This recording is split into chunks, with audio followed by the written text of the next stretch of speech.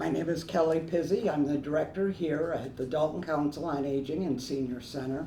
I have with me Janko Tomasek, the town planner for the town of Dalton, Wiley Goodman, Senior Economic Development Planner at the Berkshire Regional Planning Commission, and Jocelyn Latvala, Economic Development Program Associate with the Regional Planning Commission, to talk about the topic of digital equity and the important event happening between now and the 20th of July. That's called the Bead Challenge. To start, Wiley, for those who aren't familiar with the Berkshire Regional Planning Commission, can you tell people what BRCP does as the regional planning agency for Berkshire County? Sure, thank you, Kelly. So the Berkshire Regional Planning Commission is the regional planning agency for Berkshire County. And we have been around since the 1960s, serving every community in Berkshire County with services that cover a range of different topics, from land use and transportation to public health and housing, and in this case, economic development around the access to the internet and making sure that everyone has what they need to be connected in the 21st century. Good. Right now, Berkshire Regional Planning Commission is working with the town of Dalton to create a digital equity plan. Jocelyn, as the Berkshire Regional Planning Commission staff lead for the town of Dalton and the digital equity plan, can you tell us more about what the plan is and why is it important? Yes, Kelly, thank you. The digital equity plan is important because it'll help close the digital divide in Dalton by informing the town and various community organizations like the Senior Center, the library, or the CRA to ensure that residents have access to affordable and reliable internet and the devices that they need to navigate the internet, such as large screen computers like desktop computers, laptops, and tablets. Also ensuring that residents have the skills needed to use those devices. Good. Janko, as the town of Dalton has been preparing for the digital equity plan so far, and what comes next? So the town of Dalton has been working with BRPC to identify where our digital infrastructure is lacking and the effects it is having on local residents in order to come up with potential solutions to bridge the digital divide and to improve digital development. Access to internet and digital literacy go hand in hand, as you will need devices and you will need internet to be able to use devices, but if you do not know how to use the device, the internet connectivity becomes a secondary matter, and we'd like to address both of these concerns. Today, ever more daily tasks are shifting to digital and thereby online formats, so it is crucial that people have access to these resources and are able to use them effectively. With the digital equity plan draft from BRPC coming to completion, the next step will be to engage town leaders and residents. The goal of this engagement is to have them look through the plan and the recommendations put forward to start to prioritize what people will think will be the best use of the money the Massachusetts Broadband Institute, or MBI, has reserved for the town. Good. And what stage is the plan now? How can people participate? Well, right now we are about 3/4 of the way through the plan, which is really exciting. We've been working on it for a number of months, and that work has involved surveys and focus groups, including here at the Senior Center, working with town officials again to understand the infrastructure the city has.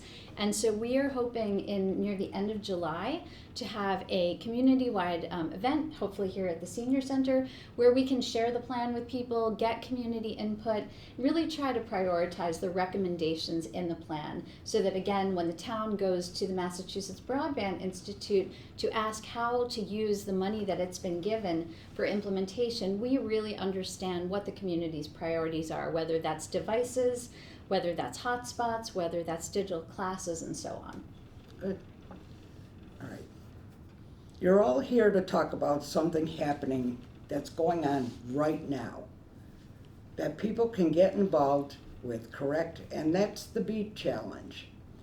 Wiley, what is the Bead Challenge and what do people need to know about it? So thank you, Kelly, for asking. The Bead Challenge is incredibly important. Bead stands for Broadband Equity Access and Deployment Challenge. And this is a 30-day process during which we want everyone in the community to take a speed test, not just one speed test, actually 3 speed tests over a series of days. And that's going to help us determine where broadband is available or not available in the community. And this is important because we need to know where people have access to the internet and where they don't. Now, Bead is a little bit complicated, so we'll go into some of the steps. Jocelyn will sort of walk us through what it's like going through the Bead challenge. It's really important to know that Bead, unfortunately, is not about affordability. So it's not about whether people can afford broadband or not. It's whether broadband is available to them, meaning is there an internet service provider like a Spectrum Charter or a T-Mobile or a Verizon, names everyone should be familiar with, that allows them to tap into high-speed broadband if they want it. Nonetheless, we want everyone to do a speed test because we think that data is really important for us to understand. Good. All right, Yanko, what is the town doing to make people aware of Bead? The town has posted flyers in the town hall, the library, CRA, senior center, and various bulletin boards around town, and it has also distributed flyers to the Dalton Housing Authority and River Run Apartments. We've also put an announcement on the Dalton Town website homepage regarding the Bead Challenge.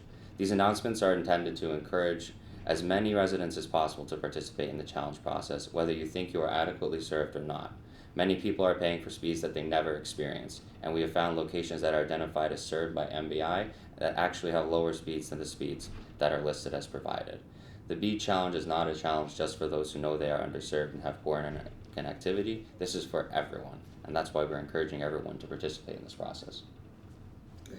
And we're doing this show. Jocelyn, can you walk us through what doing a Bead challenge is like? Of course. Yeah, so we'll actually do it together. So the first thing that people will do is go to this website called howsyourinternet.org, HOWSYOUR internet.org. And when you get there, you will see this page, which is a picture of the Bead Challenge, and there's a blue box at the bottom that says visit the Massachusetts Broadband Map and Challenge Portal. So you click on that.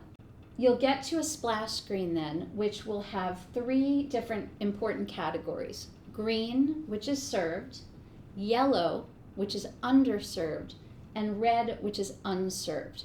And what that means is, again, whether you have available to you at your address internet speeds that are a minimum of 100 megabits download and 20 megabits upload. That is the new definition of what is considered high-speed broadband.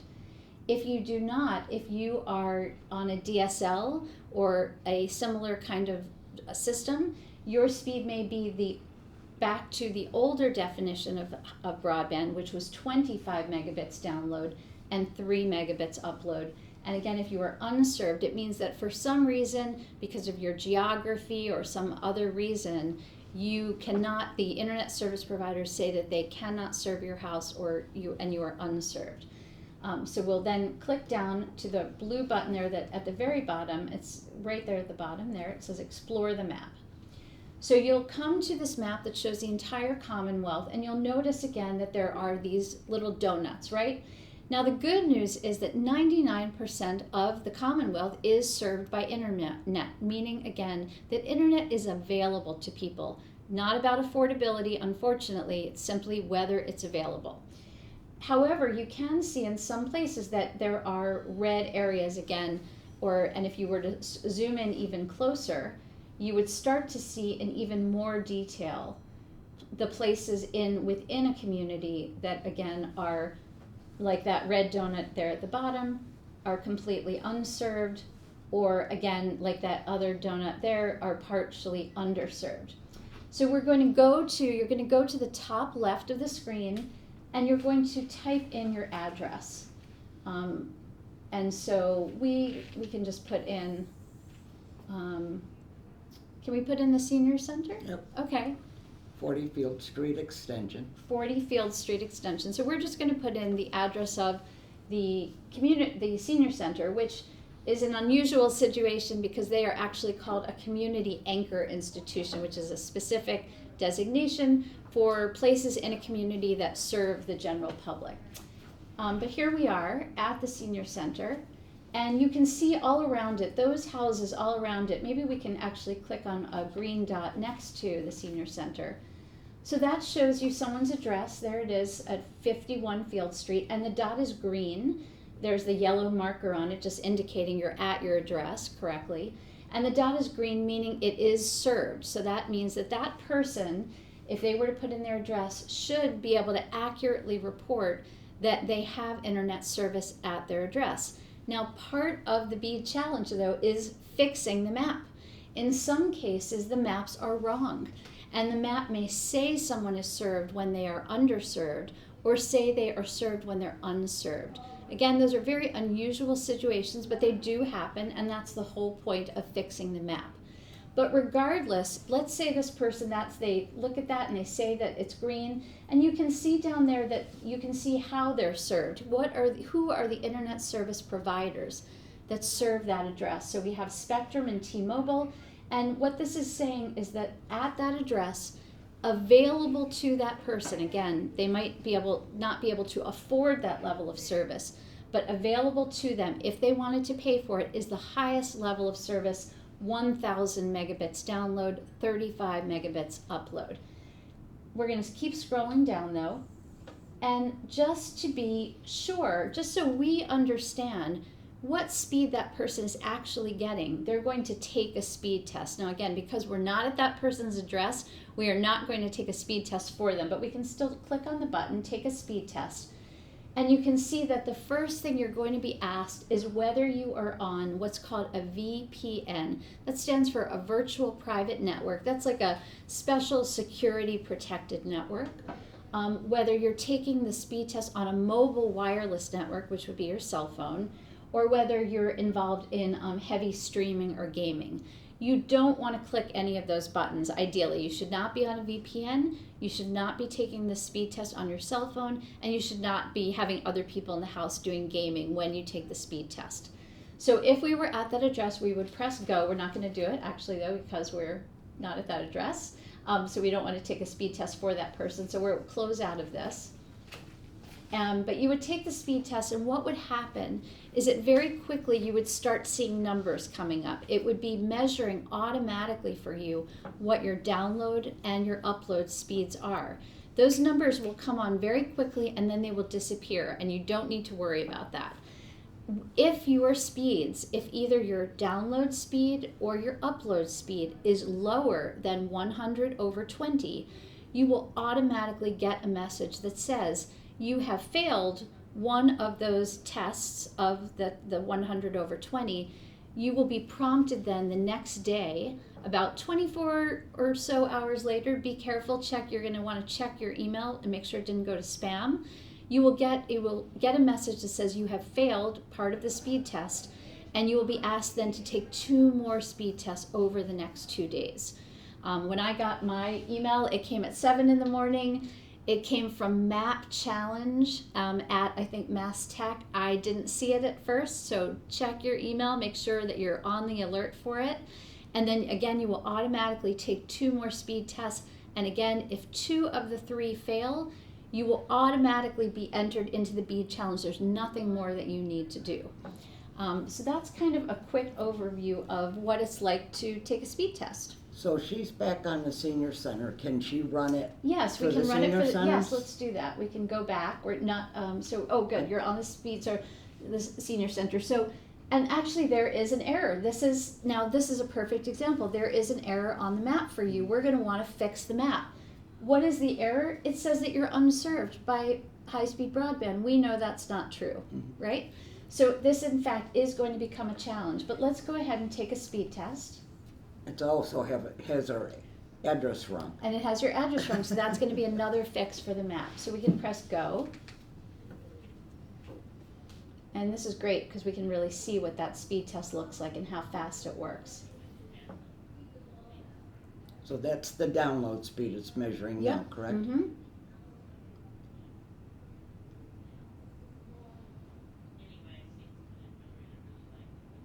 Now actually, that download speed is lower than 100, so Yeah. that's a problem.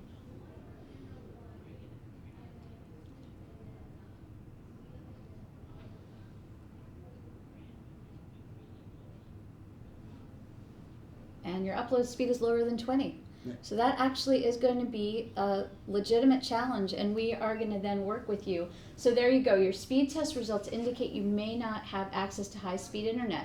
So now if you press start, you're going to be, if that's you, you're going to then be asked to enter some personal information. So Kelly, it would be your name, last name, your email address, who your provider is, the property type, if it's a single-family home or a multi-dwelling unit.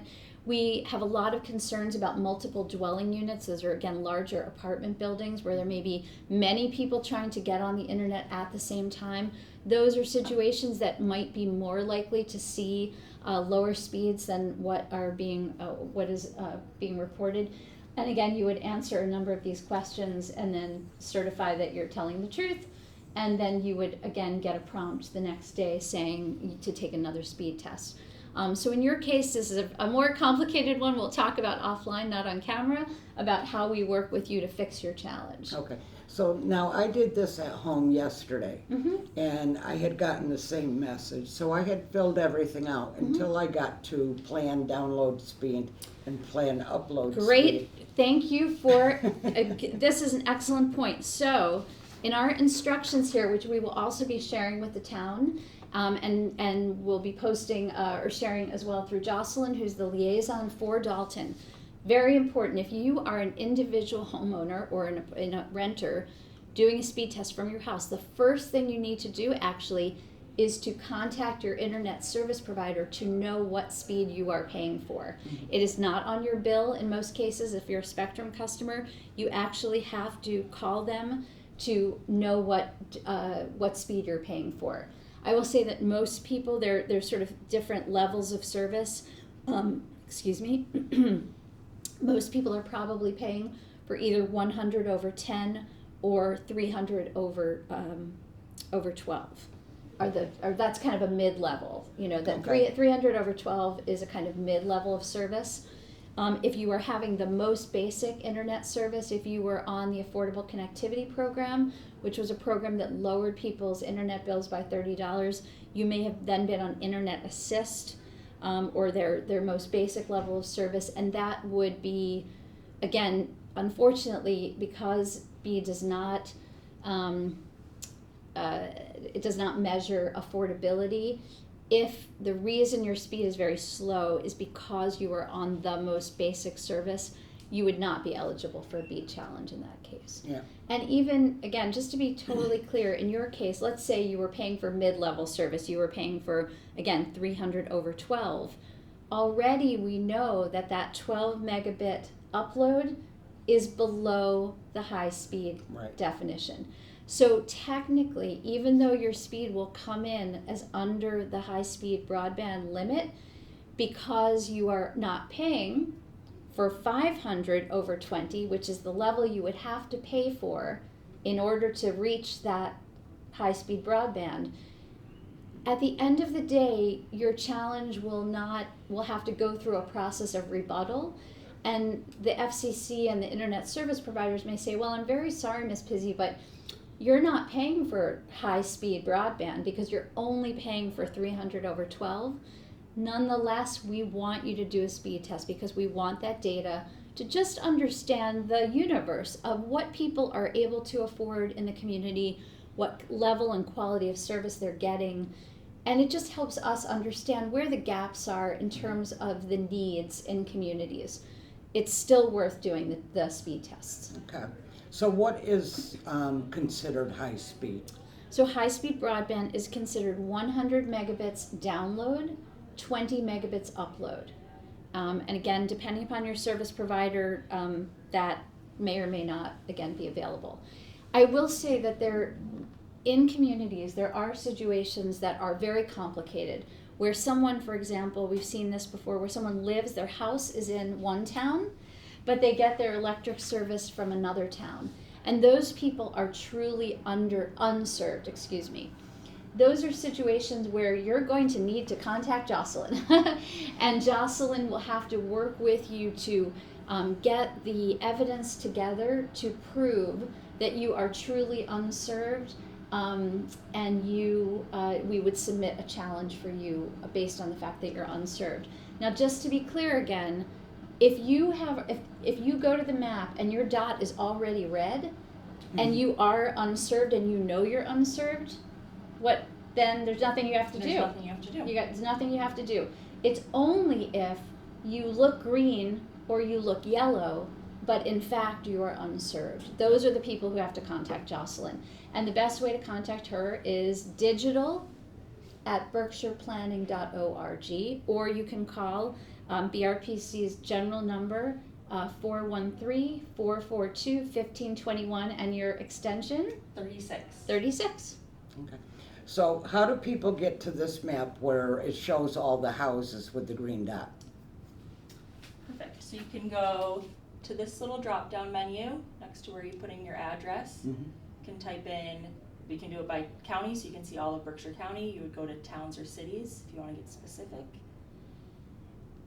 Then in the search bar, you can type in Dalton.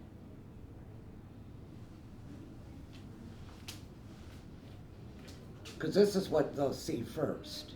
So the first thing they'll do is go to houseyourinternet.org. Yeah. That's the sort of first landing page, and then you go to click on Explore the Map. And that will take you to that map page, remember, with the green, yellow, served, underserved, and unserved, and then explore the map. Okay. Very good. Yeah. Is there anything else that that we need people to be aware of? Well, I think people would be really interested to know what the results are. Mhm. So I know you said that you would be planning on doing like a community event so people can learn what you learned. So do you want us to talk more about, not the Bead Challenge, but the Digital Equity Plan, about the community event that we don't have a date yet for it, but sort of what we want to have happen at that community event, sharing the plan? Yeah, so at the community event that would hopefully be here at the end of July, we would just share about the plan, share some of the implementation ideas that we have for the plan that we've gathered throughout the survey data and community outreach events. Mm-hmm. Unfortunately, the digital equity plan is overlapping with the Bead Challenge, but the Bead Challenge does not directly inform the digital equity plan. It's a separate process. So we won't know exactly, like, at some point you're gonna know who's unserved or who's underserved. Yes. In your planning, because this grant is gonna pay to help improve services throughout the county. So we can go back to that, the timeline, just to explain. So what will happen, again, after people do their speed tests, is that there's a rebuttal process. So we have 30 days as residents and businesses to take our speed tests. Then there is another 30-day period of rebuttal where the internet service providers can say to the Federal Communications Commission, well, I know that person's speed test was low, but here's why. And then there's an adjudication process where the FCC serves as the middleman to determine who's right. By the end of October, that will be the time when, after all of that back and forth happens, we have fixed the map, and we hope that the Federal Communication Commission's broadband availability map is accurate. For the purpose of the plan, the good news is that there have been speed tests that have been done that are reported in our plan, where we have kind of more like averages, where we can see what sort of the average speed is across the community, and we can see the approximate, or get a kind of approximate number of how many people again are served, underserved, or unserved, and where there are issues. And we, again, through our community outreach, have a sense of that as well. I just want to, really reiterate, 99% of the Commonwealth is served. The quality of service, again, the prices people pay, those are all certainly up for debate and issue. Pretty much everyone in the Commonwealth, again, unless you're in a very unusual situation, should have internet service available to them. However, again, I think in our recommendations and in our discussions with the community, we do want to hear where people are still having problems with quality of service or affordability of service, because that is not an infrastructure issue. That is really an advocacy issue. That is really the town and the senior center and the library and youth center, people all across the Commonwealth advocating to the federal government to refund the Affordable Connectivity Program and to look for ways to see whether we can push back a little bit with internet service providers to start to think about the internet as a utility, not as a luxury. That's really, I think, the tipping point that we're at, and I certainly don't want to go out on a limb here and say that we will achieve that, certainly not in a short period of time, because, you know, having the nation think about internet as a utility is a huge change in perspective. Yeah. But I do think that that's kind of the conversation that we need the community to be advocating to their elected officials to, that the internet is no longer, as we saw during COVID, the internet is not a luxury. It is a fundamental part of daily life, more so now than ever. Correct, yes.